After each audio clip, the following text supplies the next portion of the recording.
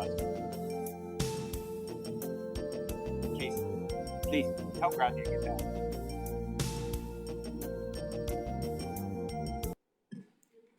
All right, good evening, everybody. Welcome to the September 15th Committee of the Whole. We'll start with roll call. Alderperson Bellinger. Here. Alderperson Borse. Here. Alderperson Close. Here. Alderperson Decker. Here. Alderperson Heidemann. Here. Alderperson LaFave. Here. Alderperson Menzer. Here. Alderperson Mitchell. Here. Alderperson Perella. Here. Alderperson Rust. Present. There are 10 present. Please join me in the Pledge of Allegiance. I pledge allegiance to the flag of the United States of America and to the republic for which it stands, one nation, under God, indivisible, with liberty and justice for all. Alrighty, I'm looking for approval of minutes from the June 25th Committee of the Whole meeting. I move to approve the minutes. Second. All in favor of approving those minutes, state aye. Aye. All, chair votes aye, those are approved. Anybody for public forum? No one this evening. All right, item number 6, 2026 budget presentation by City Administrator Casey Bradley. So I'm going to advise this committee to write down your questions, and we are going to ask them at the end. All right? Thank you.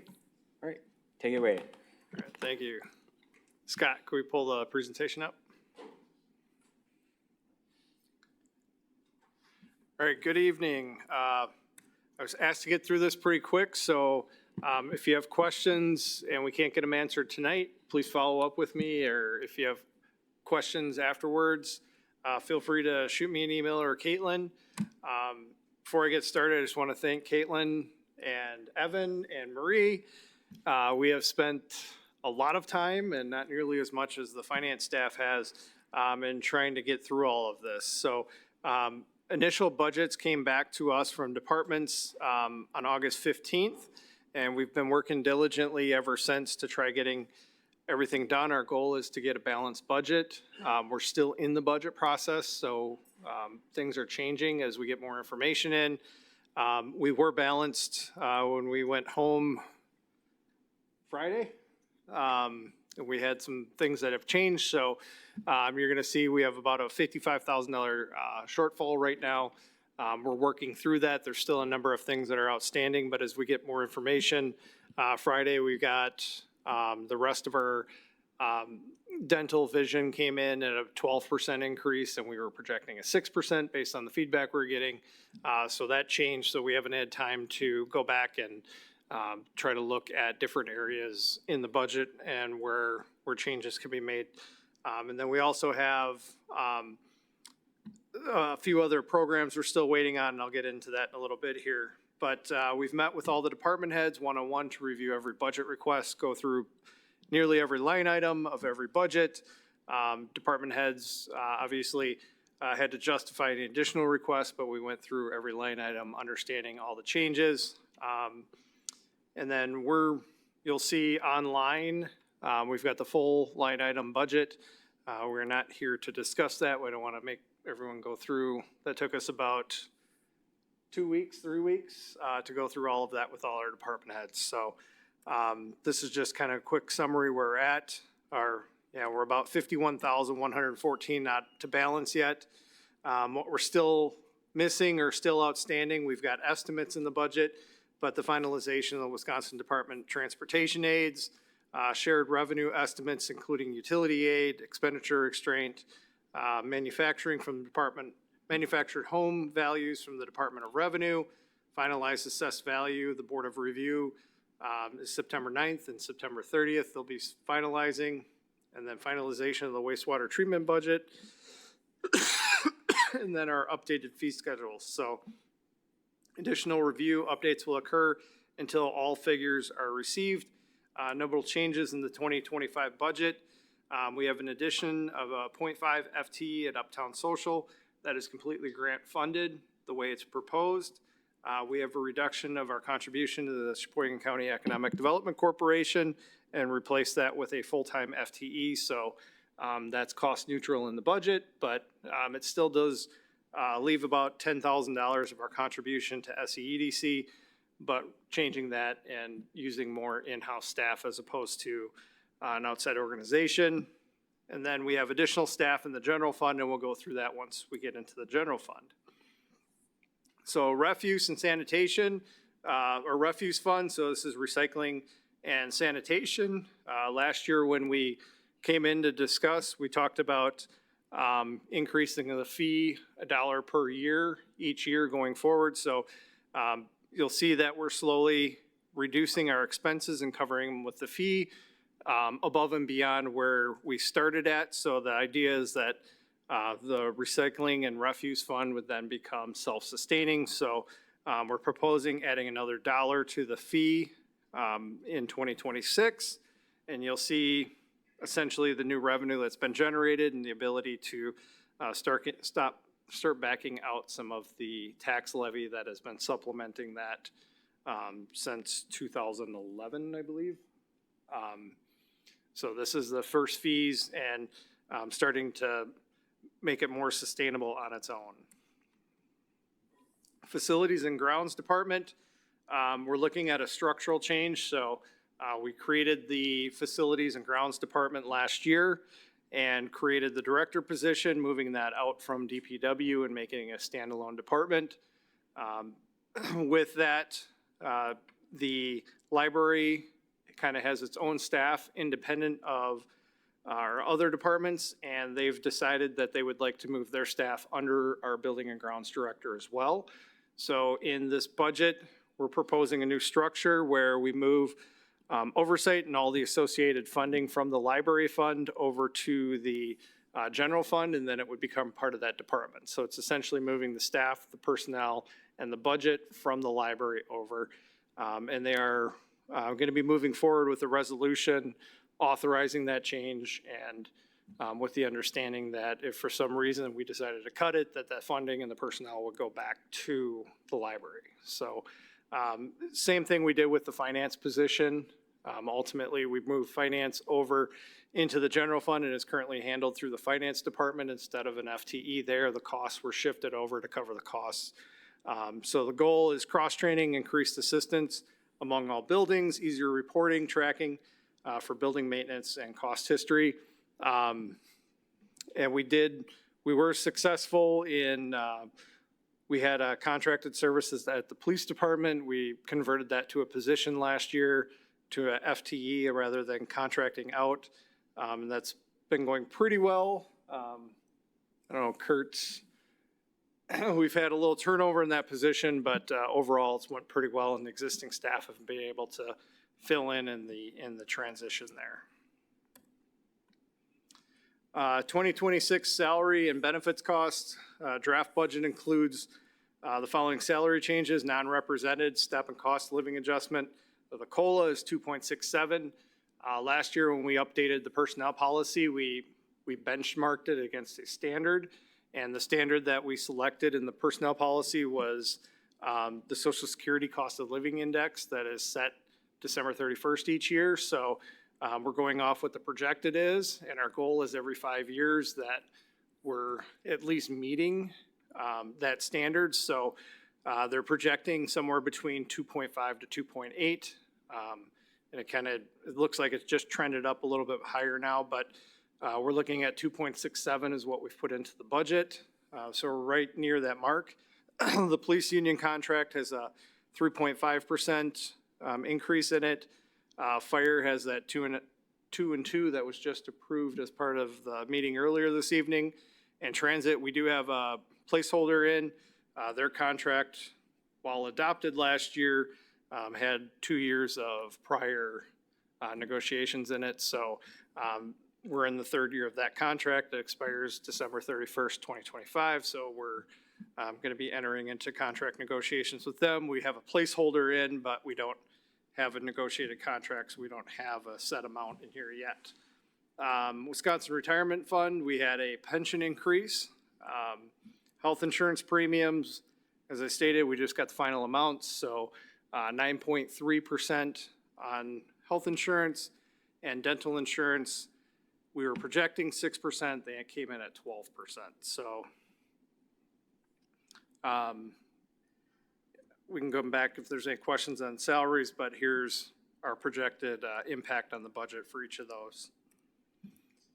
Non-represented salary benchmark. Again, back to what we're using as our benchmark, Social Security Index Fund. And you can kind of see how we match against the index. In 2023, the city council did their wage study, and in the wage study, they put us to market. So now we're tracking with, by doing this increase this year, or in the 2026, the SSI increase has been 5.7% increase over that time, and the pay increases that we've instituted have been 5.1. So we're definitely within the standard, so we're within the market range of our wage adjustments. All right. Some of the bigger changes that will be coming online in the 2026 budget. Enterprise permitting and licensing project. It's a new module that was approved earlier as a part of the Tyler system. We'll be instituting this, we hope, in Q2 of 2026. Essentially, it integrates directly with Tyler Munis software. It's for all building inspections and all planning. So special permits, things like that will be going through that. All of your building permits will be going through that. So trying to integrate all of our systems together, increase functionality, and hopefully make the customer experience for the public more seamless as well. So increased functionality, efficiency, including online permit applications, including payments and tracking of status, reduction of double keying of applications, in the field picture and note taking for the inspectors, clearly defined and trackable approval workflow, and automatic delivery of notices. The new city website, we're estimated to go live February 2026. Significant changes. Obviously, there'll be a completely new website altogether.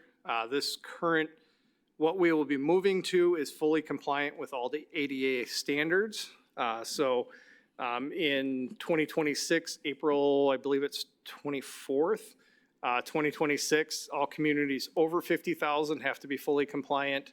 In 2027, April 24th, 2027, I believe is the date, all communities under 50,000 have to be compliant. So our goal is to make sure that we're compliant prior to that date. We're currently on track to make sure that we're going to meet compliance, and we did opt for the higher compliance. So we should exceed all of the new ADA requirements for our website. In addition to that, we will be going live with our open records request and submission portal, consolidating all of our websites and domains, or the bulk of them. Library will still have their own, and I believe Transit will still have their own. And then everybody else will be operating under the city domain, the cityofsheboygan.gov domain. Security enhancements, social media archiving, citizen reporting should be greatly enhanced through the new 311 feature. And the other major component is mass notifications. So we'll be able to distribute notifications, not only through obviously email distribution, but the functionality of the website will also allow mass notifications for folks that sign up for it. So better opportunity to get notifications out for like DPW events, not just law enforcement related events. So dual function, and will help reduce costs and some of the other products that we're using. Marina redesign, we just spent the last month or so going through requests for proposals from firms. We should have a final recommendation moving through committees and then up to council in the next month or so. But we have a recommendation for an engineering firm that will ultimately design. So our plan is to have design commencing yet this year, award the contract, start design work, and then finalize design in 2026 for the marina, with construction taking place optimally towards the end of 2026 into 2027. And financially sound year for the marina in 2025. One thing we wanted to point out, Fuel sales actually were a record. It was the highest fuel sales that they have records of. So I know it's been a lot of negative for the marina, but that was something that we just wanted to share. And maintenance costs due to ice damage was less than budgeted by about $90,000. So we're trending in the right direction. And then just a kind of overall, this is a draft expense budgets by fund. So you can see we're about 5%, 5.49% up in the general fund. Grants, we're 100% down. So Caitlin was very excited about this. This is the ARPA funds being fully expended. So this is related to the Gateway, the Gateway project. So obviously that's well under construction. We're just waiting for the reimbursement. Once those funds are out, we're able to close out that fund. Not really any large changes. Obviously, tax increment district, our spending is projected to be lower than it was in the prior years. Capital projects, obviously a very large increase. We've got the a number of different changes. We'll go through that once we get into the capital budget. And then wastewater's got some pretty significant projects in as well. Southside Interceptor being the predominant one. So then everything else is pretty much in line. Anything you wanted to highlight, Caitlin? Nope. All right. General fund note. So additional FTEs. So I know Alder Heidemann had contacted me specifically about a communications person. Happy to report we were able to work that into the budget. So we do have a communications specialist in there. The top priority that I had for a position, if the funding was available, was to look at getting our code enforcement staff back up to par. I had received a lot of feedback, obviously, from planning and development, and then the attorney's office, Attorney Majerus, and I had some discussions about how this was impacting their office, the lack of not having that staff, and law enforcement. There was a pretty good relationship there, and it sounds like over the last couple of years, our planning department kind of prioritized those positions otherwise. So our proposal here is to reestablish those positions, and they would be essentially 2 full-time positions that would be dedicated to code enforcement. And that should get us back to where we were and exceed some of that workload. I think before we had two part-time FTEs, and that through the budget process over the last couple of years got changed, so we're putting it back to where it was. And then we have 3 police officer positions in here. These are contingent. We have a 50% funding status on those.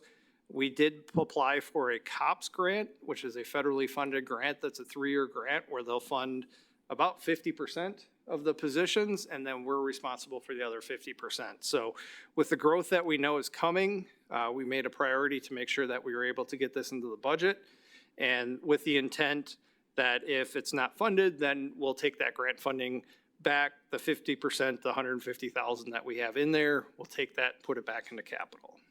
So those are in there just kind of as speculative. We hope to find out in October.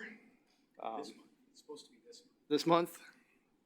So we'll see. Like I said, it's a federal grant, so information flowing from federal grants right now has been a little dicey. So we have it in the budget. If it gets approved, then we'll be able to keep that in there and accept that grant. You'll see another big change between the library fund and the general fund. We're moving library maintenance as discussed earlier. And then one of the things that we're able to do in this budget is for radio replacement for fire and police department.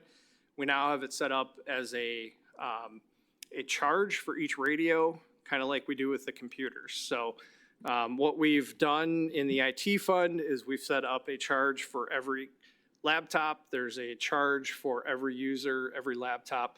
There's just an annual charge to help fund a replacement fund as opposed to coming and building a capital fund each year. We just charge basically a depreciation amount as part of the annual interdepartmental charge. And we also created that with all the radios. So each radio that is assigned, whether it's to an officer or a car, we charge that fee, and we're able to move that into the operating budget as opposed to looking at it as a debt service issue. So slowly trying to work long-term costs into the annual operating budget and off of debt service. And then just the general fund operating expenses by department. Administration, we have the addition of that communications position, so that's why there's that large increase there. See, elections, it's a large elections year, so essentially you see a big decrease every other year and a big increase. This is an increase year because we could have potentially upwards of, 5 elections? Planned for 4, but you never know. So that's the increase there. It's not any additional staff or anything like that. Building inspection, I believe that large increase is due to the code enforcement positions being added back in. So that's the large increase there. And a shift in the development staff within the same budget or within the same department. Police department, that large increase is related to adding 3 FTEs into there. And then half of that would be grant funded. Fire.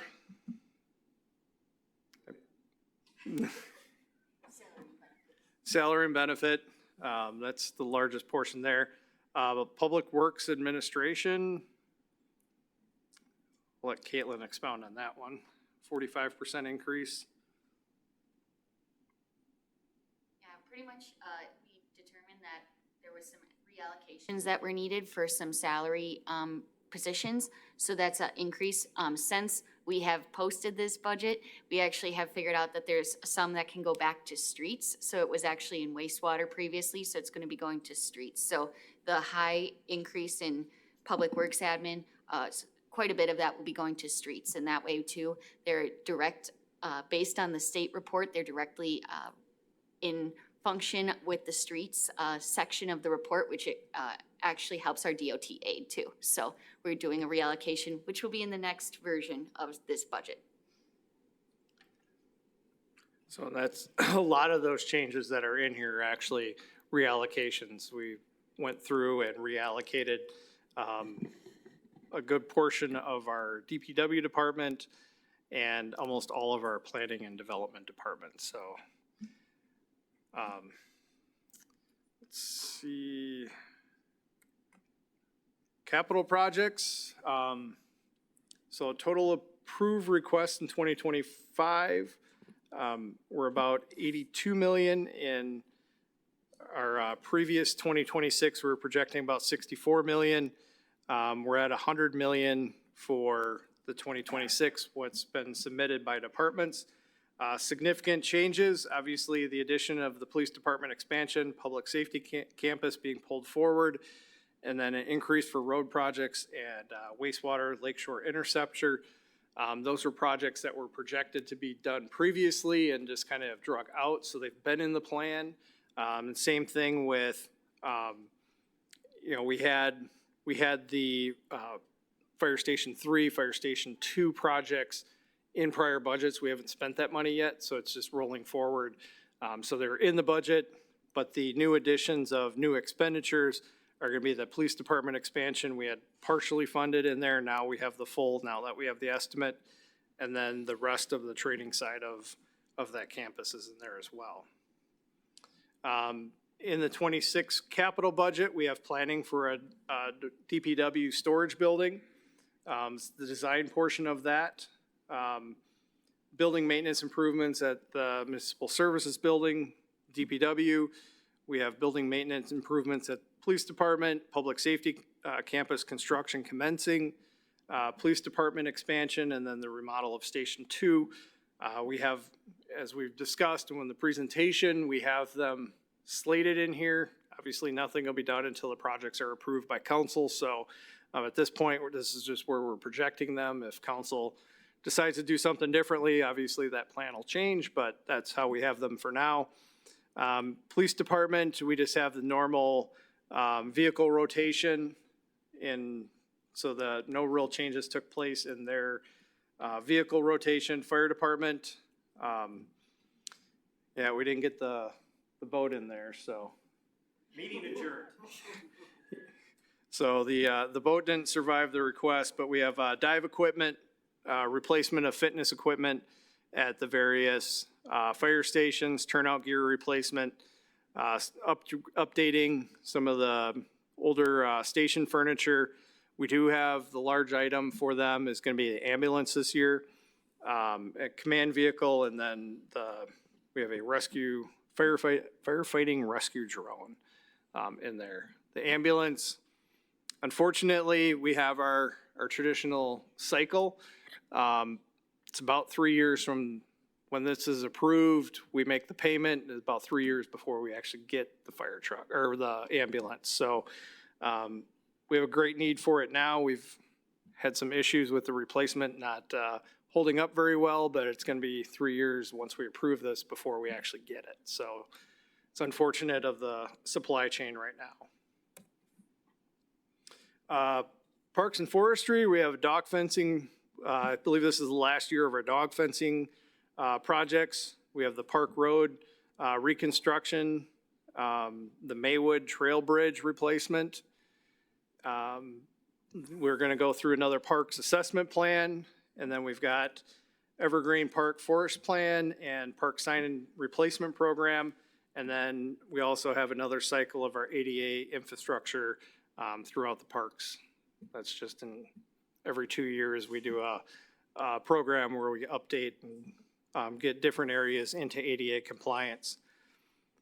Street lighting, we have sidewalk repair, replacement program citywide, stormwater management plan, various street improvements, programmable message board, Geely Pond improvements, New Jersey Trail, South Terrace Drive to River Park Road, LED street lighting upgrades citywide, and then traffic control citywide as well. In IT, we have update of the data center and then our typical computer replacement program. So in the motor vehicle fund, we're looking at replacing some dump trucks, tandem axles, street sweeper, front end loader, forklift, and zero turn mower. The ones that are marked with Salter, we're also looking at brine, so we're slowly transitioning the fleet to more and more brine, which reduces our salt costs and also helps with our stormwater permit because of the runoff going into the lake. The more brine we use, the less runoff we have, so that also helps us in that aspect.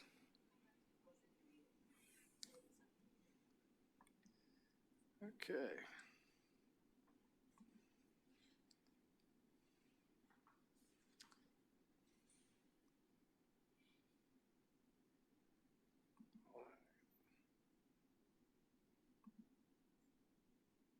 There we go. All right. That's not right.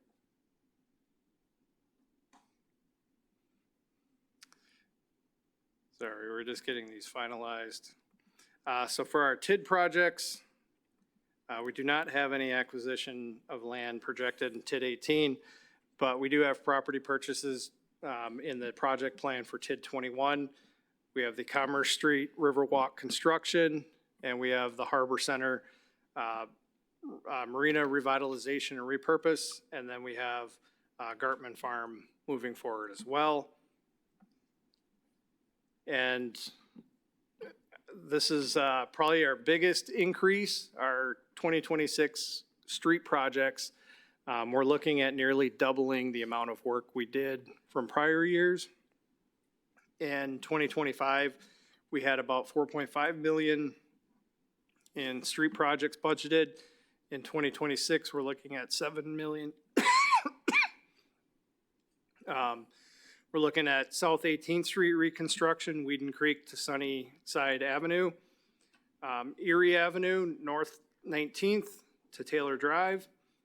Lake Shore Drive, Mead Avenue to the railroad tracks. Ontario Avenue, North 10th Street to North 12th Street. North 11th Street, we're looking at Ontario to Erie. North 12th, Ontario to Erie as well. Kentucky Avenue, we're looking at South 9th Street to South 11th Street. And then Clara Avenue, South 8th Street to South 13th Street.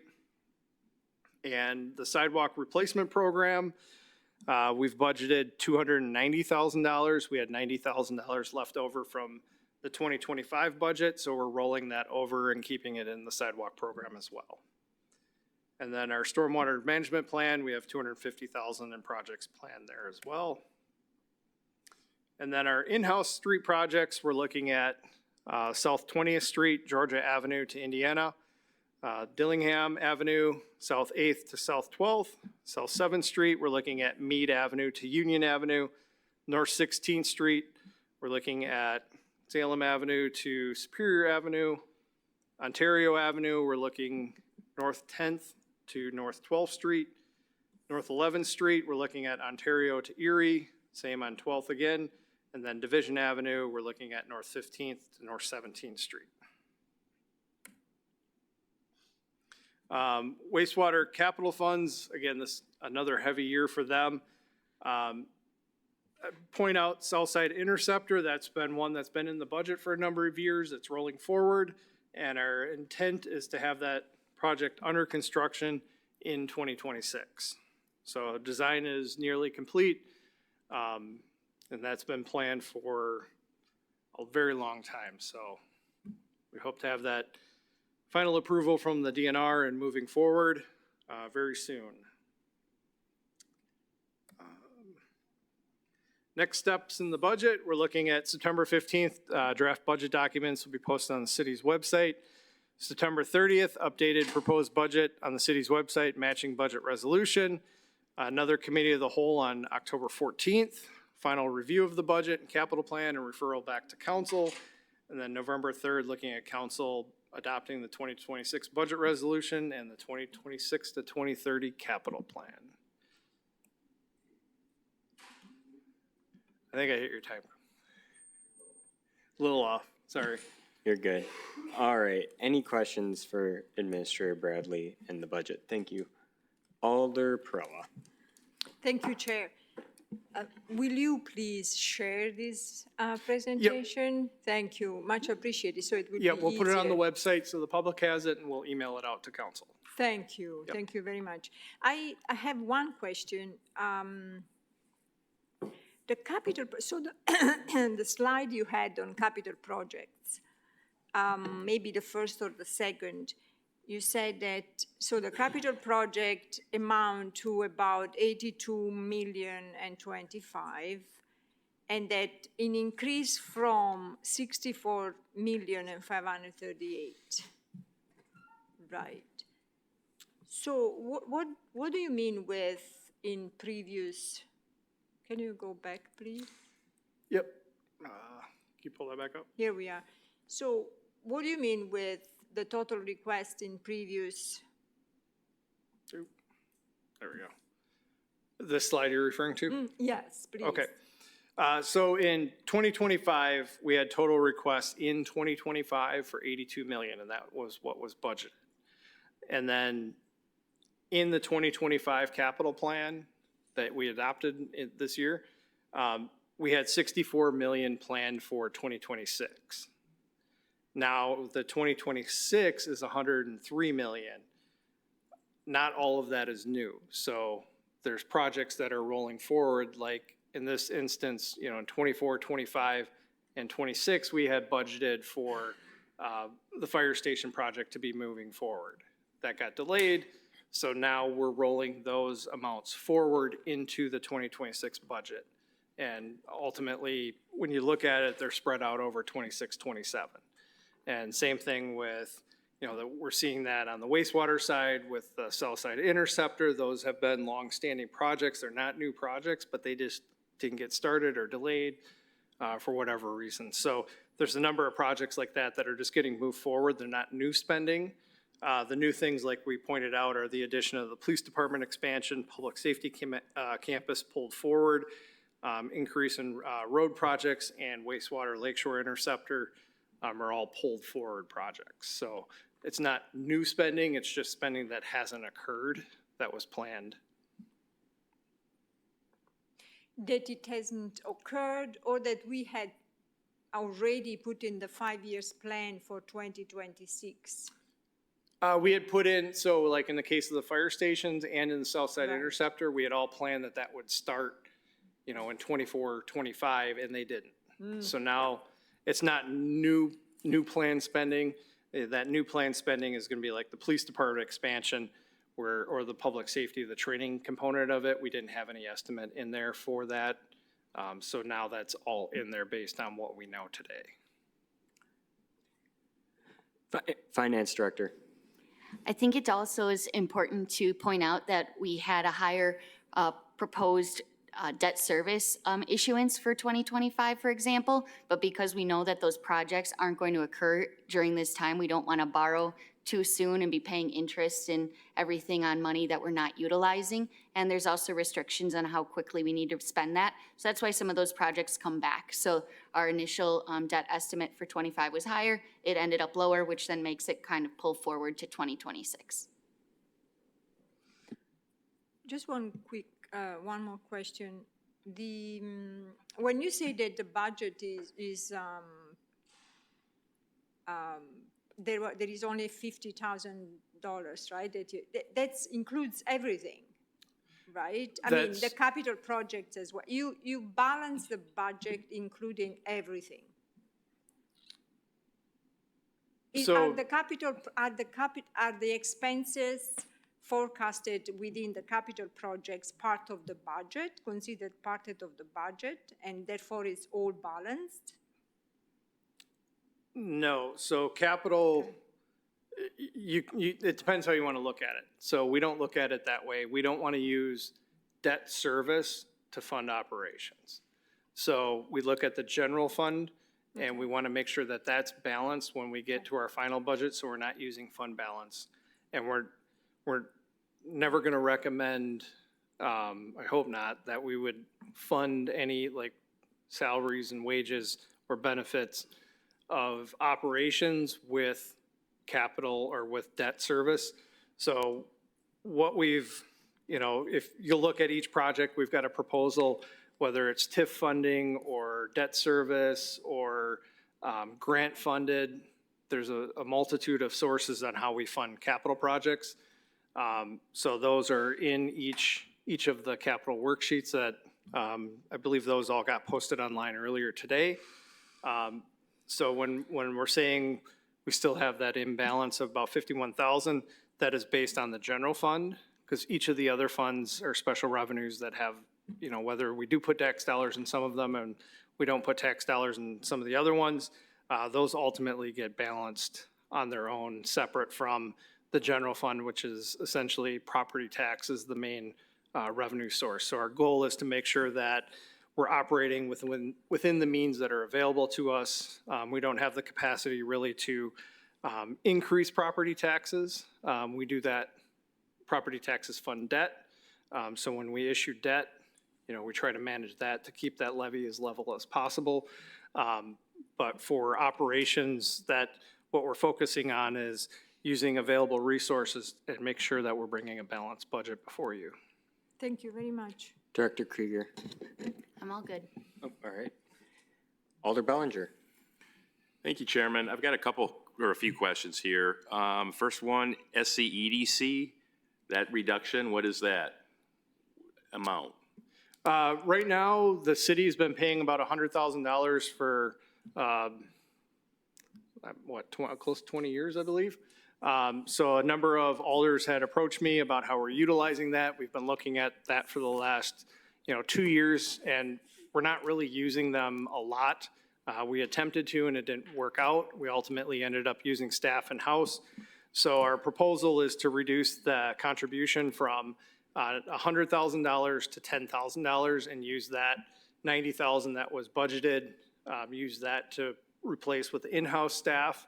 And we can get more into what we intend to do with that staff, but ultimately things that like business stay interviews, following up with local businesses, things that aren't getting done, then we would have a staff position specifically dedicated to that outreach to our existing business base. We try to do as much as possible, but we have a fairly large community with a lot of businesses, and we want to make sure that we're meeting the needs of those businesses and getting them the resources before, whether they want to expand, make sure they're expanding here. If they're having issues, try to align them with resources as quickly as possible. And that's one of the large functions of what we'd look at this position doing. Thank you. And then second, you mentioned the sanitation fee. Back in the day, we used to call that the garbage fee. But could you go over that? You kind of glanced over it real quick. In the past, it used to be kind of like a slush fund. Anytime that there was a budget shortfall, they would just add it, add fees to it, and, it kept growing year after year. And I know you're trying to straighten this thing out, and, but if you could just go over that a little bit in a little bit greater detail. Yep, so what we found is, as we're kind of analyzing the budget last year, going into it, we've been stagnant on our fee, and we've been using levy dollars every year to continuously plug this. And it's growing at a rate faster than our mill levy is growing at. So we have the ability to charge a fee for these services. So what we did was we changed this so kind of what you're describing can't happen. So we're treating this as a special revenue fund. And I believe we did a resolution creating it as a special revenue fund. So by doing that, we actually eliminate that possibility from happening in the future. So our goal here is to get us back to a consistent levy and then use the fees, and all of the fees that are collected stay in that fund. So you can't use a slush fund. Only expenditures related to garbage or recycling can come out of that fund. So any fund balance that's built up, ideally we would get to a point where we have a fund balance.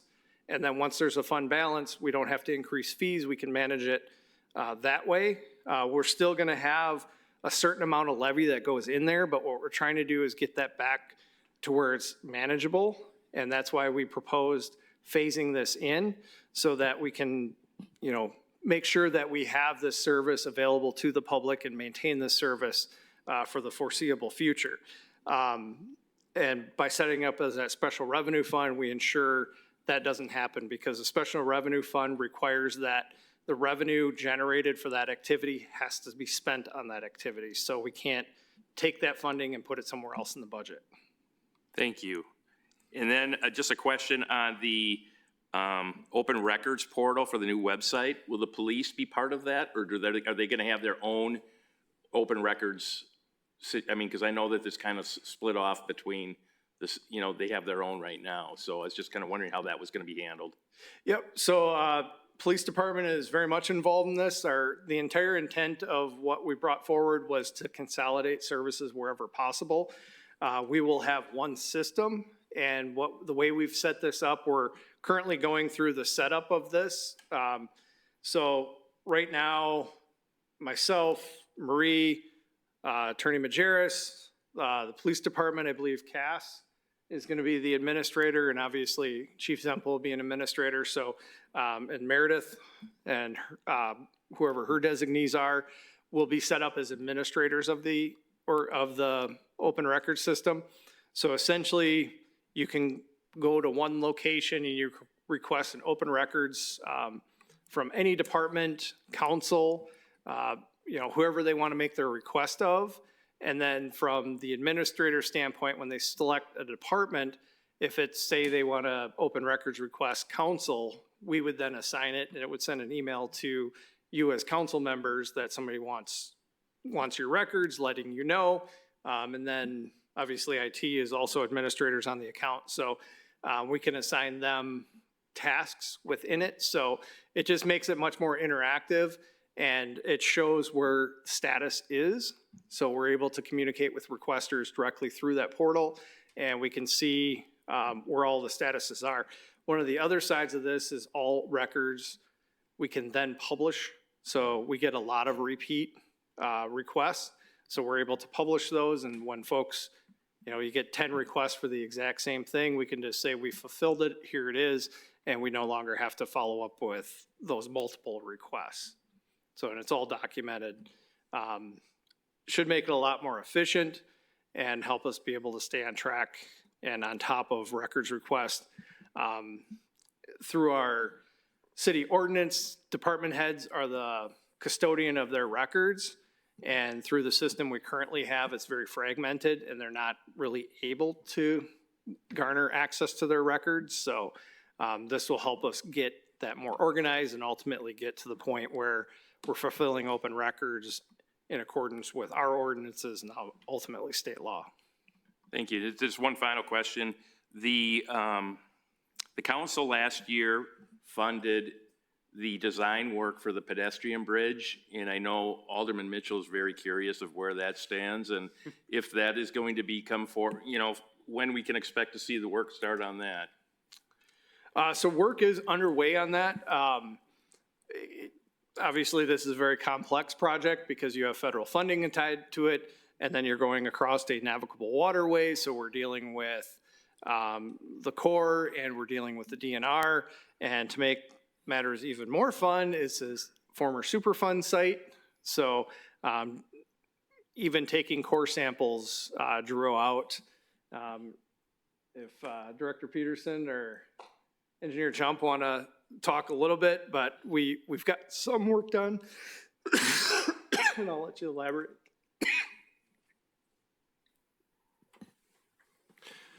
Yeah, so we've gotten a preliminary location submittal from the consultant and a preliminary layout, a very preliminary layout that we're going through the final reviews internally. I would think within the next several months, we'll be bringing something to the Public Works Committee to review. But like Administrator Bradley said, there's a lot of legwork involved by our consultant to go through all the different permitting processes, work with Army Corps, Coast Guard, a lot of regulations we have to follow. Thank you. I think probably the biggest and most significant, obviously, they've went out and got some stakeholder feedback. But I think probably the biggest information we've gotten back now is the minimum height the bridge is allowed. Because I know there's some interest from other groups of what, how tall can we make the bridge? So before we even designed anything, we had to get to that, what's the minimum design height? And then what are the cost implications of building higher? So we're just able to get that. So essentially, the lowest the bridge could possibly be is the same height as the 8th Street Bridge. And then the maximum height, I think we went back and forth, but it's not much taller. So just from a cost perspective, it becomes completely cost prohibitive to even go up another couple of feet from where they're at. So that's kind of the preliminary work that's taking place before design and all that other stuff takes place. They need to answer those questions. And we're just finally getting through all of that now. Thank you. Yes. Alder Heidemann. Thank you, Chair. My question is on the garbage fee, where we just recently increased the garbage fee. Okay, so now we're going to add another $1 for the next 3 years? Or is it just $1 this year? And going forward, are we going to continue to, because the garbage fee is supposed to pay for the garbage pickup. And I guess, are we losing money picking up our own garbage? That we have to increase that fee?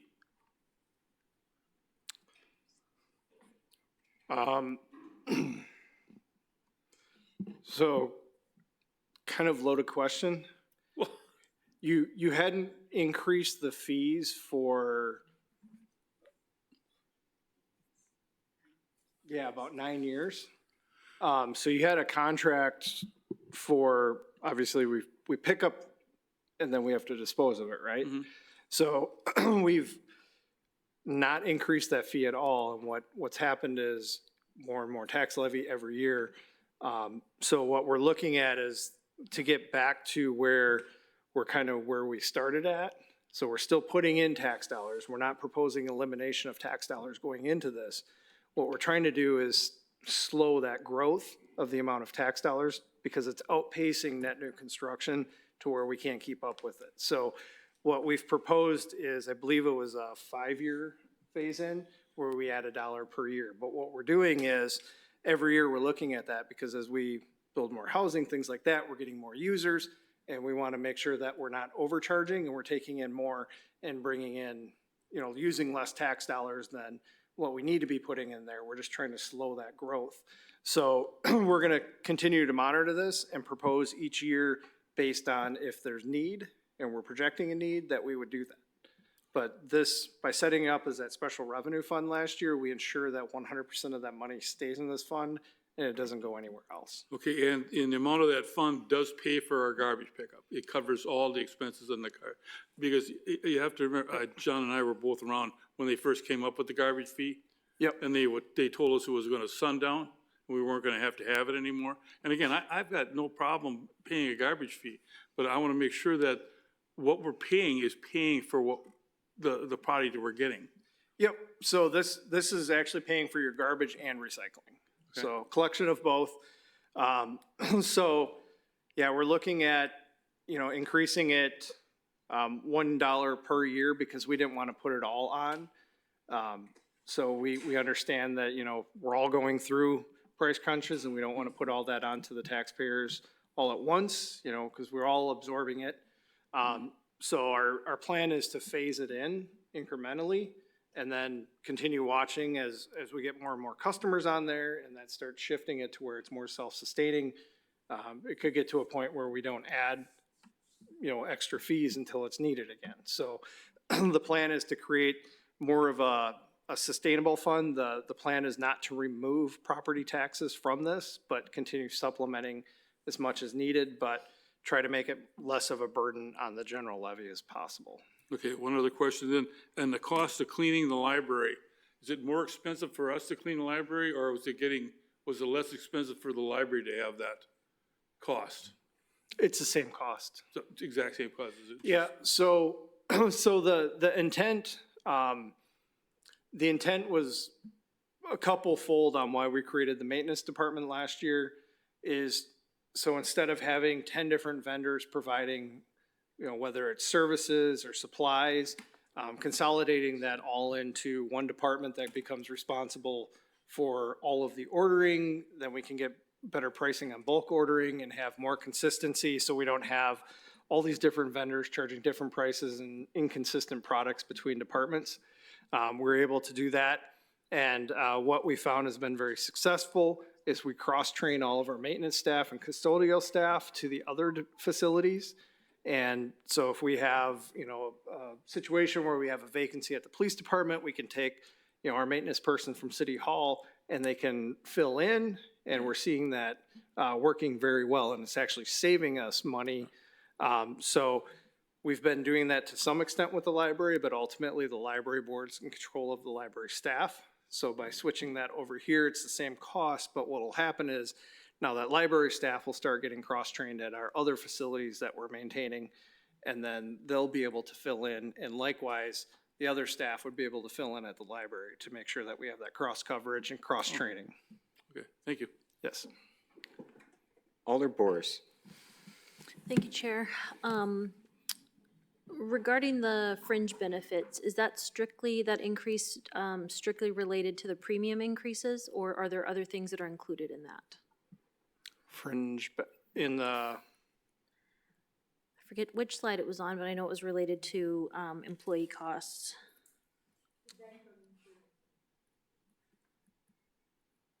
so fringe benefits is gonna be, so fringe benefits will be health insurance, our contribution to dental insurance, Social Security, FICA, and retirement. So that increase is primarily made up by the premium increases then? Combination, so we had an increase in, so you're seeing a portion of that increase is related to wages, because it's proportionate. And then a portion of that is your 9.3% increase in in your healthcare costs. You have that 12% increase in our dental costs. And then we also had an increase from Wisconsin Retirement System. So all of that is kind of what's making up that 7.9%. Okay, thank you. I was happy to see the Erie Street project on the list because I drive that road all the time and it really needs repair, so glad to see that. I wanted to inquire about, and I know there's probably plenty of additional detail that's not covered in what you've reviewed with us tonight, but I know that Alder Perrell and I had both reached out relatively recently about adequate street crossing, lighting, et cetera, at 13th and Erie, which currently that crosswalk has, it's just a painted crosswalk, but it's a trail that runs across that, those 5 lanes of traffic. And there's additional development that's going in, obviously with the housing unit right there at that corner. So I was wondering if that is in the budget.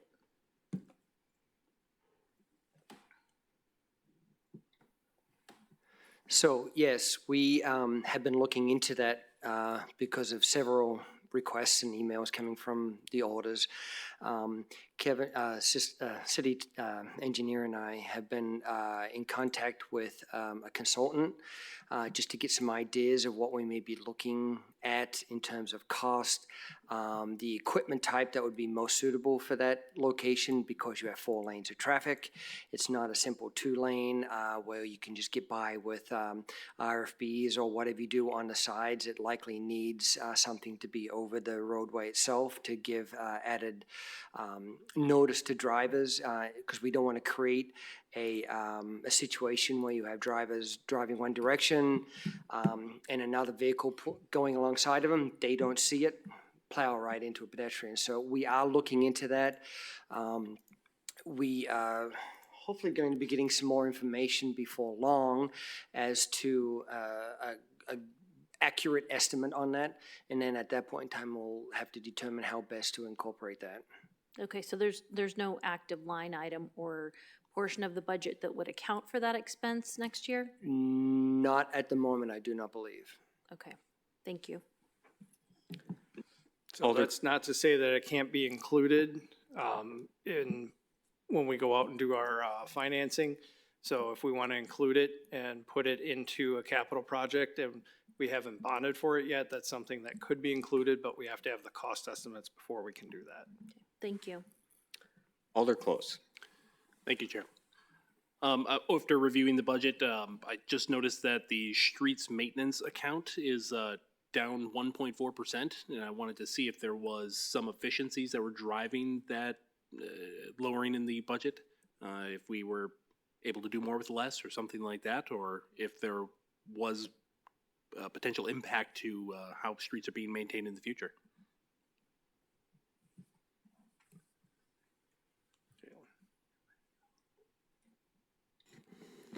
Thank you. I will say that that line will most likely go up. As I mentioned earlier, with that 42% in Public Works admin, we went through quite a few iterations so far of trying to get the salaries really lining up with where their work is being completed. We want to make sure that we're actually taking full advantage of that line with the DOT aid and having our state report reflect accurately how much we're spending on roads. So I will say that that will probably go back up on their next iteration of the budget. So unfortunately, it's not because of efficiencies or something like that. It will be adjusted in the next version. Got it. So this is more an accurate reflection on what we paid the years before for people who were working on the street maintenance accounts. Yeah, you can see the 24 numbers are in there. So those were the actual dollar amounts. And so we'll make sure that we're falling back in line kind of where we should be based on what work is getting completed. Thank you. Alder Decker. Yes, I just had a couple quick comments. First of all, to kind of answer Alder Heideman's thing about the recycling fees and stuff like that. I know we worked on this several years ago when we went to the cart type of garbage. And one of the things that was brought up about that was the fact that what had been in the past, actually revenue on recycling turned into actual cost, whereas now we don't get anything. We actually we have to pay for a tipping fee now, whereas it used to be on recycling, we used to actually get revenue from it. We don't get revenue from it anymore. It's just that it's an added, and the tipping fees have gone up significantly. And because of that, that is one of the reasons why the cost has gone up so much. The tipping fee has really increased. So just wanted to throw that in there just as an added. I had one quick question. You have 20th, South 20th Street from Georgia to Indiana. That was on the list, but I thought we did this year, or is there still some added things being done to that street, or? I don't know why it was on the list, because I thought it was done. So, It might be the continuation or finalization of that, I believe.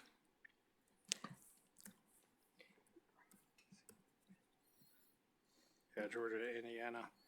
Is that just finalizing it? If nothing else, I'll confirm. that's good. Well, if there's anything else, I just was kind of, so I would let the residents know, because I know we have an Indiana quarter meeting the other night, and I wanted to let them know if there was something else. Yeah, because that's in-house, Yeah, so. so, okay. It's not a major work. Okay. All right, that's all I had. All right, thank you. Alder Perella. Thank you, Chair. In regards to what Alder Burse asked before, for example, if a project like, if there is an estimate in October or November about, for example, the cost of adding some type of control in that space on Indiana that we were talking about. And sorry, not Indiana, on Erie and 13th. So is there a threshold by which in order to include it in the budget, or it depends on the cost of that project that could be covered, so to speak, within the budget that we have anyway, if that estimate comes later? Let's say any adjustment there would cost $50,000. So is that are we going to find a way possibly to do it in 2026 with the current allocations, or we have to have that degree of estimate already before the budget is approved? In other words, I'm thinking, do we have the hopes that something is done in 2026, or we have to wait 2027 if that estimate comes in too late? Honestly, it's really a council decision. It's ultimately your budget. Once we get the cost estimate and we have estimates, our in-house engineering staff have put together the estimates of what we believe these are gonna cost. In this case, we're consulting an outside engineer to come up with what are the best solutions to this, so that it's a little more unique than, a traditional project that we would have. If council so desired, I believe once the budget is adopted, we'll need a 3/4 vote, majority vote, and we can include this into that. From a cost perspective, I really don't know if we're talking $50,000, $1 million, what kind of structure we're looking at. So until we have that answer, I can't really tell you what the impacts of that decision are gonna be. But it's certainly something we could bring to the DPW committee and see, or the Public Works Committee, and see what direction they want to take. And if the decision is to try pushing it forward and getting it on in 2026, we can certainly do that and bring it forward for council's consideration. Director Peterson. One other thing too, to consider that we would certainly, and we've started to look at, if there could be potential grants for this as a safety feature. Don't want to say the downside, but the price you pay, so to speak, is that if you want that done sooner rather than later, we may not have an opportunity or time to wait for that grant, because that grant could take 6, 9 months to a year before we receive and we're able to proceed. So depending on council's wish for how quickly you would like to see something, it could cost us in the long run. So, but we are looking to that, and hopefully we'll have some clarification on potential grants or funding opportunities later this month, or, sometime in October or whatnot, so. Truly appreciated. I have one little question as well. In regards to the pedestrian bridge, I remember that there was something that it has to be decided, there was a deadline to get the federal money. Is that correct? Do I remember it correctly? And what is that? I thought it was the end of this year, the deadline for that? No, this is I think they're called Tiger Grant now, or was a raise grant. The program's been renamed like 3 different times now. But essentially, the funds have to be expended by the end of 2028. So we're on track. I believe right now, the anticipated construction would be in 2027, is the timeline that we're on now. So we would be complete ideally, before, in 27, so we'd be about a year ahead of the funding Sure. requirement. Thank you. Alrighty. Seeing no other cues, I would just like to thank city staff and city leadership for presenting this. I know it is a tall task every year for the budget.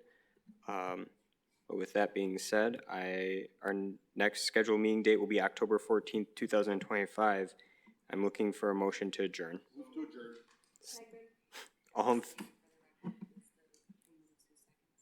Alder Bellinger made the motion, Alder Perla seconded it. And all in favor? Aye.